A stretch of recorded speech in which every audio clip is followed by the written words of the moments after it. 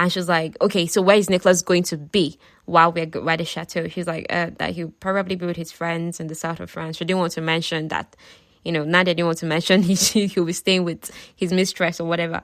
So she tried to rush through the call before Olivia will start lecturing her again on how getting a divorce was the best thing to do right now.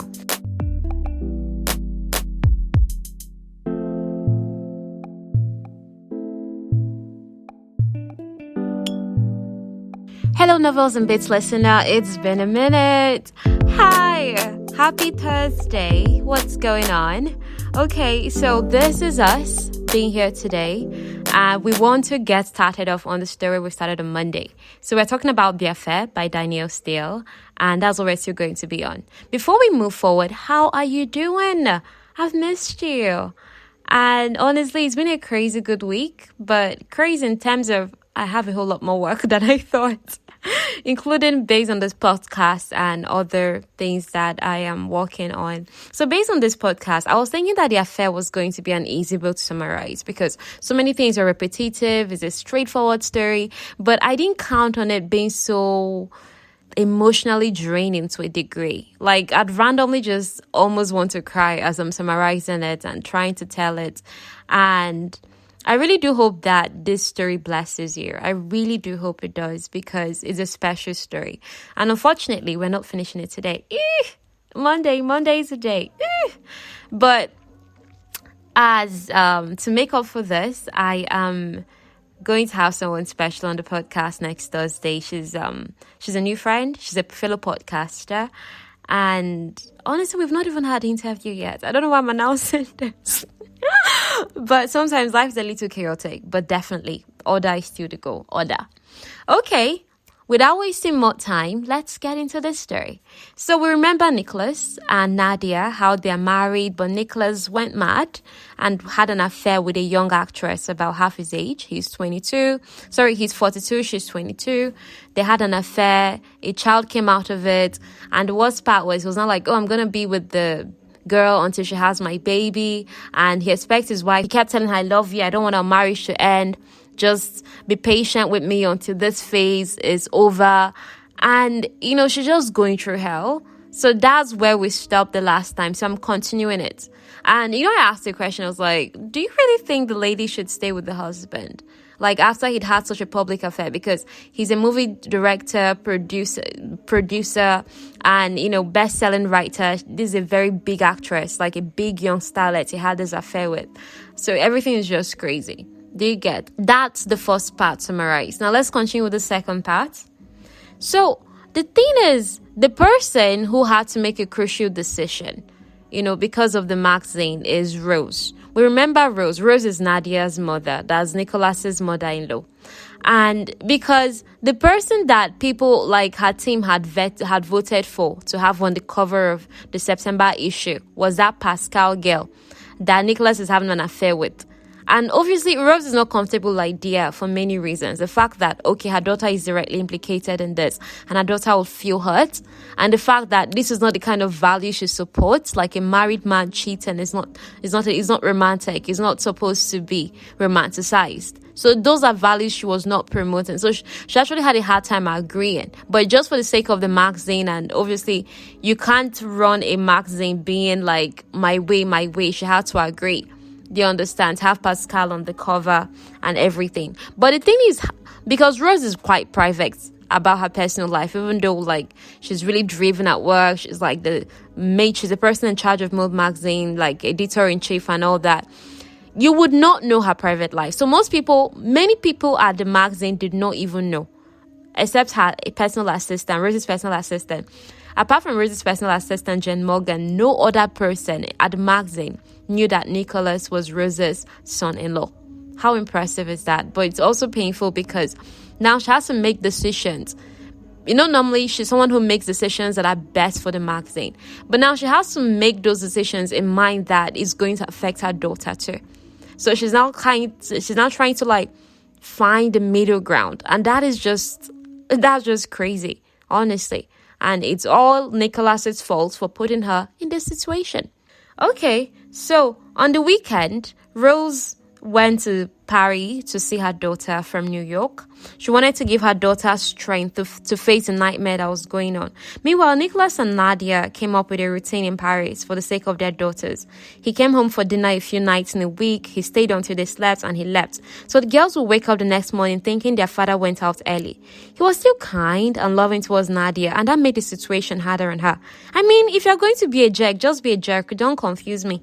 Nicholas had thought the affair with Pascal would start and end on the movie set.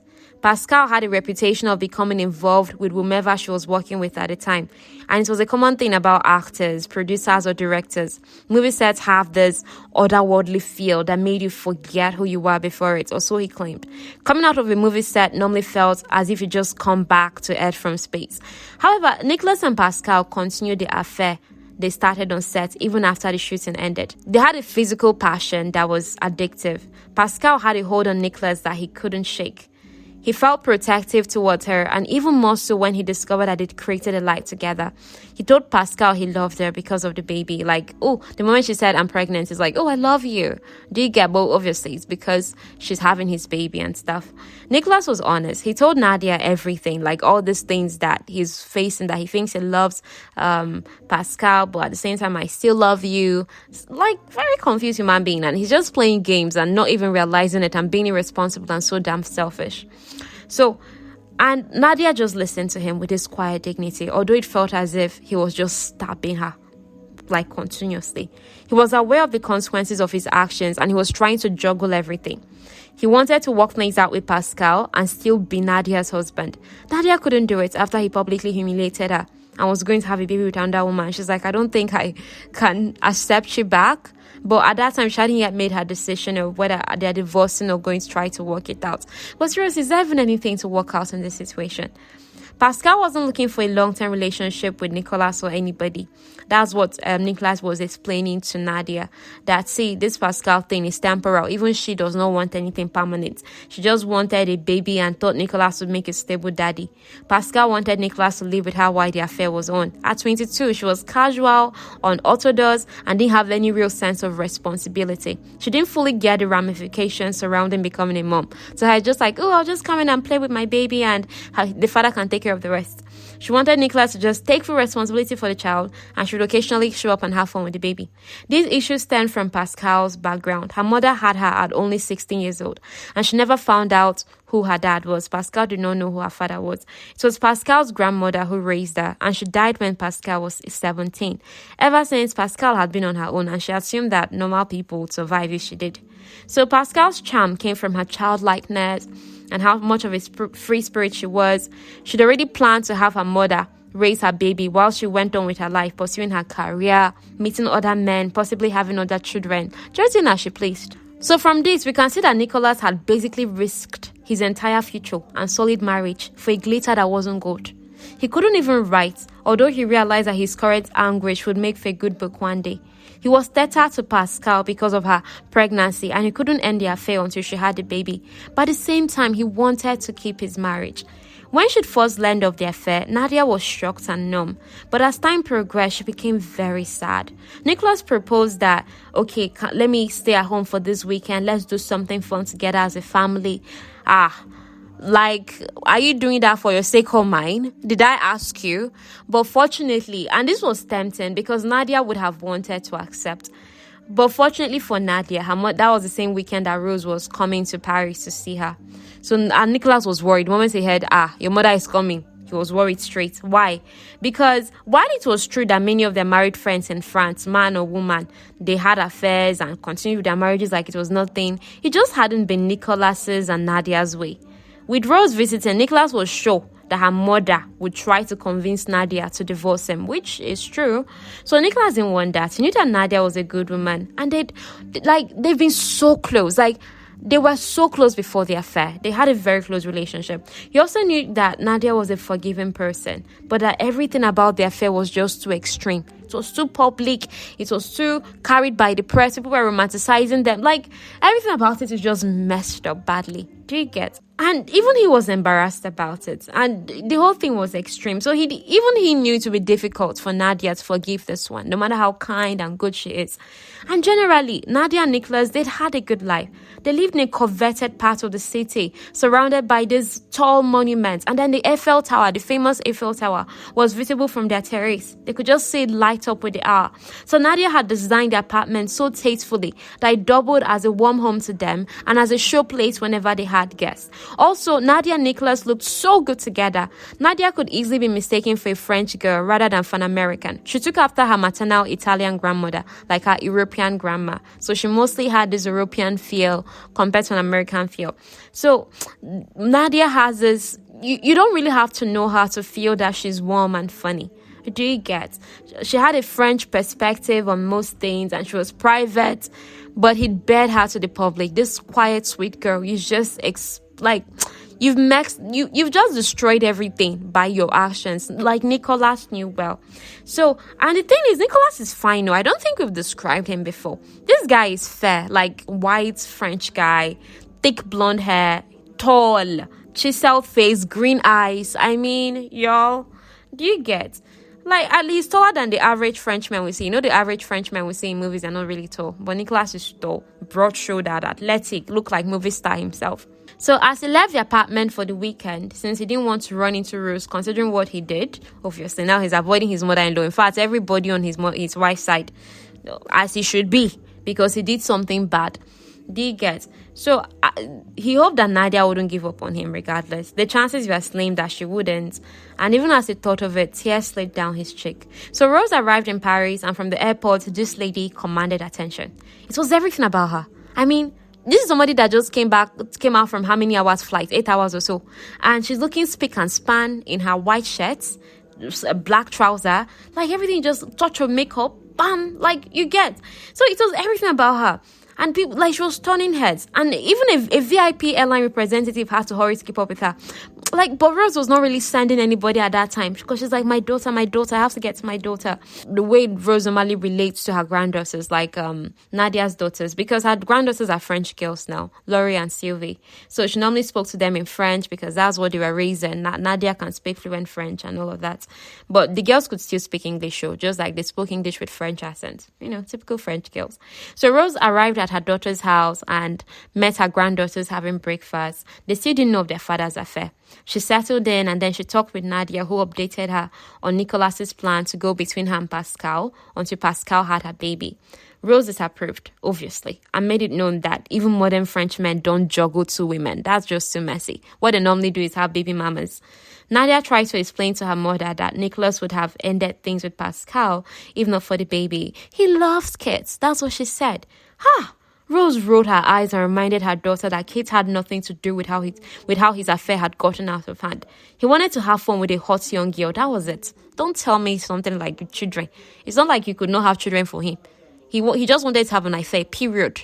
The arrangement between Nadia and Nicholas sounded confusing to Rose. She was of the opinion that Nadia called a lawyer and started divorce proceedings. Nadia wanted to take her time before making that decision. Marriage was supposed to last forever in her books, and as much as she knew she couldn't take Nicholas back, she didn't want to jump to divorce. To lighten the mood, they all got dressed and went to the park with the girls. Sylvie, the older girl, was a blonde who resembled her aunt Olivia a lot. But thankfully, she's not as stern as Olivia. Oh, thank God. Olivia is Nadia's immediate elder sister. That one is at 39. She's already a Supreme Court judge. That one, and she's severe, conservative. Jesus. Like, it makes her look so much older, in as much as she's slim and young and fine. But obviously, thank God, Sylvie at least is softened and playing and just still a kid enjoying her life. So, Laurie, the younger daughter, had dark hair like her mother. So the older girl looked like her aunt Olivia and her father with the blondness.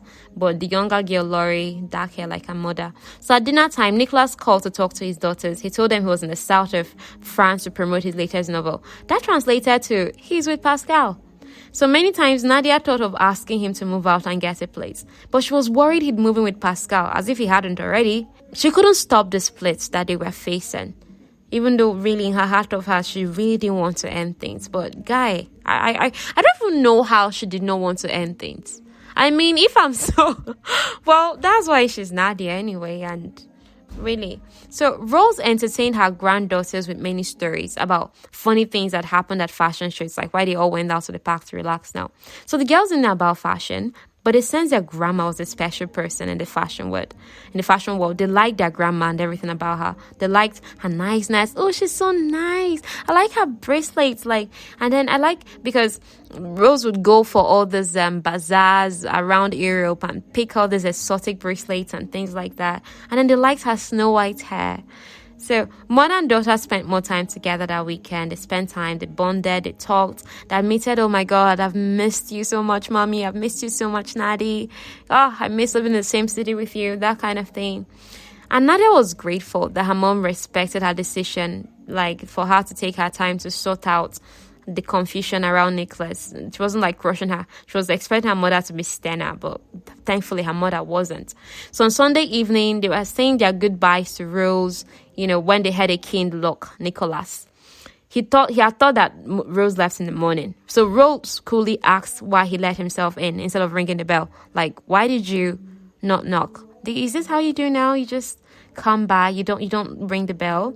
So Nicholas replied, I live here, like it's weird if I'm knocking at my own house. Do you know what Rose replied? That's generous of your wife. Like, honestly, it is. He had to hear that. He wanted to leave and return when Rose had gone, but Nadia said, I don't think that's a good idea.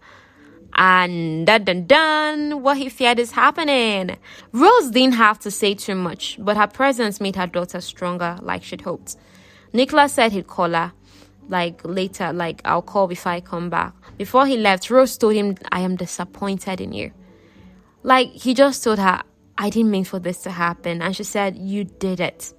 Whether you meant for it to happen or not, you did it. And there are casualties.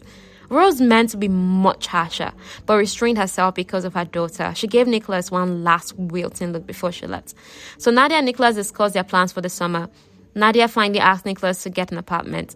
Normally, they used to spend summertime at the chateau that Nicholas had inherited, that castle in Normandy. But that year will be different. Everything will be different now. Nadia would spend 2 weeks with the girls at the chateau. Then Nicholas can take the next 2 weeks if he wants. So Nicholas still didn't want the girls to know about the affair and the coming baby. He hoped to use the summer and work out his solution, which included getting back with Nadia, but her heart was closed now. Back at worker mode, Rose had to make a decision on the stylist, the photographer, and writer for Pascal Solon's cover image and interview. She was strict that the cover and interview was for fashion, and Pascal's career alone, not her sex life. They were not to mention the baby since they were not a maternity magazine. Like, what if we mention the baby right now? Something goes wrong. What are we going to do with that? Do you get? So just to be safe, let's not do that. So Rose wanted them to shoot Pascal before she showed much. She was 5 months pregnant at the time, but she was still tall, thin, and gorgeous, like one of those women who are still pregnant and slaying. You get, that's Pascal. So Nicholas was to be mentioned in passing, no vivid details. Nicholas was a married man, still living with his wife and young children. They were not to showcase his affair as a love story, because it's not a love story. So Charity hated that they were going to stay off any salacious details for the interview. Everyone knew Pascal did frontal nudity for all her films and was having a baby with a married man. I mean, she's not Virgin Mary, right? Rose knew that too. So why was she insisting on keeping things clean? She was stewing about it in her office when her assistant finally informed her that, oh, I learned from my mom, who's also an interior decorator in France, that Rose's daughter, who is an interior decorator like my mom, is married to Nicholas. So actually, Nicholas is Rose's son-in-law. Ugh. So that's when Charity finally understood Rose's decision, and she respected her. Like, you'd think that Charity would be like, ooh, maybe build some kind of how do they used to say this? That should be some kind of villain. But Nicola, she was just like, wow, that Rose is facing a really tough decision. In the spirit of taking her mom's idea and running with it, like after her mom left, because when her mom was around, she'd been like, oh, the 4th of July weekend, you could just stage a sisters reunion with your sisters, call everybody. You could all spend time together at the castle, at the chateau, since Nicholas would not be there at the time. You could all they could comfort you, you could spend time. So that's what happened. Normally, her sisters had their own plans for 4th of July weekend, but, they all knew their sister is in distress. They all got permission from their husbands and all agreed that they will come in on Thursday evening and leave on Sunday. Their mom would join them for the last 2 days, that's Saturday and Sunday. Okay, at this point, I'm just skimming through the details, like Venetia's married life, how she manages to make time for her husband, the children, and still release 6 collections a year. Ha! Then there's Olivia and how she became conservative progressively in the course of her law career. She'd not always been that conservative. So something about her law career is what caused her to start acting like she's 60, even though she's 39. So Olivia was the harshest on Nicholas from the first step. Like, even I think she's as harsh as Rose, even though harsher, because at least Rose is censored. Olivia is not censored, that she's saying her own. So even when Nadia called her to ask if she could come for the sisters' reunion, like Rachel was just calling everybody, the first thing she said is, what has it done right now? And she's like, okay, so where is Nicholas going to be while we're at the chateau? She's like, that he'll probably be with his friends in the south of France. She didn't want to mention that, Nadia didn't want to mention he'll be staying with his mistress or whatever. So she tried to rush through the call before Olivia will start lecturing her again on how getting a divorce was the best thing to do right now. So Sylvia and Laurie were confused when all their aunts came to the chateau without their cousins. I mean, they normally come to the chateau with their cousins.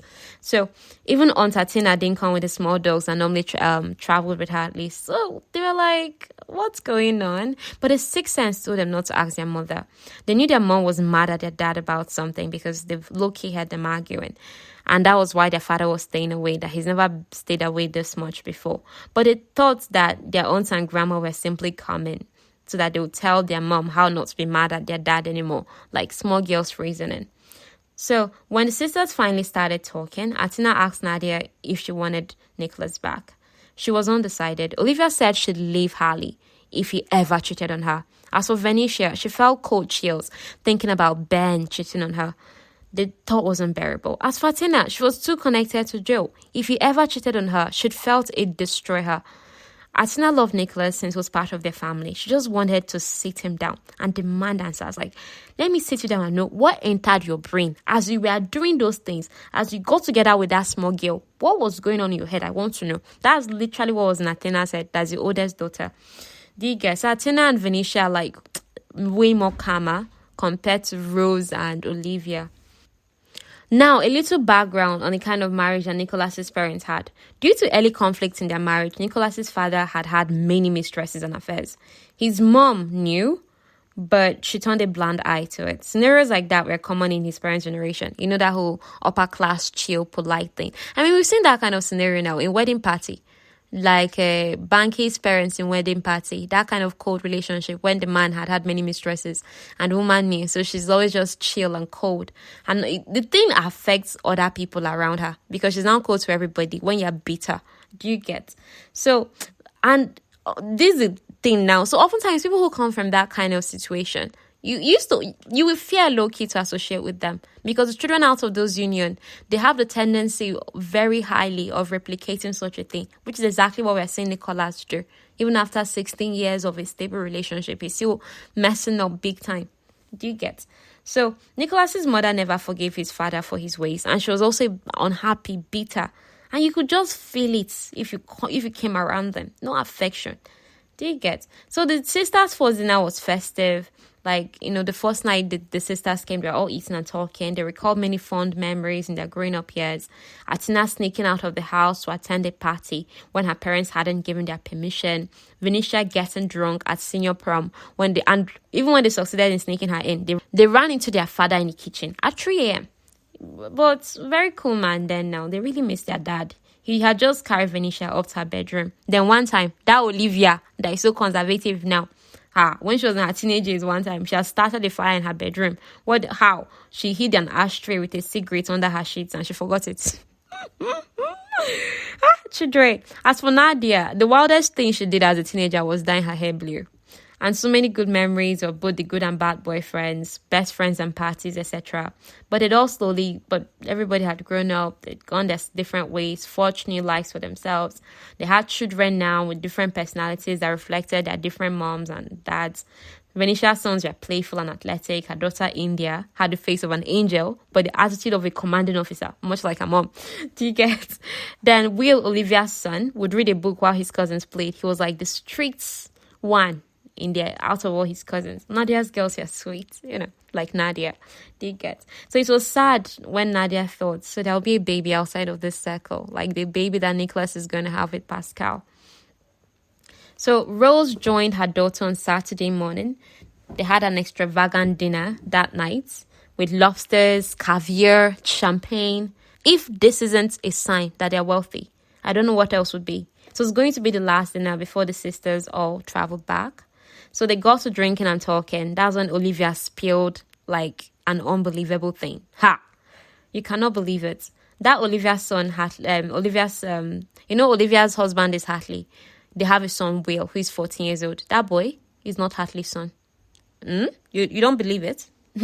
So what happened is after they got married, do you understand? No longer after they got married, Olivia had made a mistake because it just been like Olivia's first job after she had passed the bar exam, and then it was a big case they had with a big firm, so she had traveled, and after the big case closed, they all went out to celebrate as a team. The associate lawyer she was working with at the time was cute, and they used to get along well. So after getting so drunk, they woken up in bed together. Next thing she knew, she found out she was pregnant, and she didn't want to abort the baby just in case the child was her husband.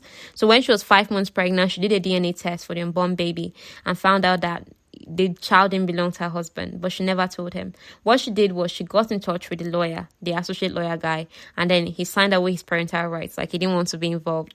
And then she tried to move on with her life. Her mom and sisters were in shock. Nobody expected such a secret from Olivia, of all people. She never wanted to tell Harley about it because he regarded her as a modern-day saint, an ultra-moral woman. He often told her that his favorite thing about her was her integrity.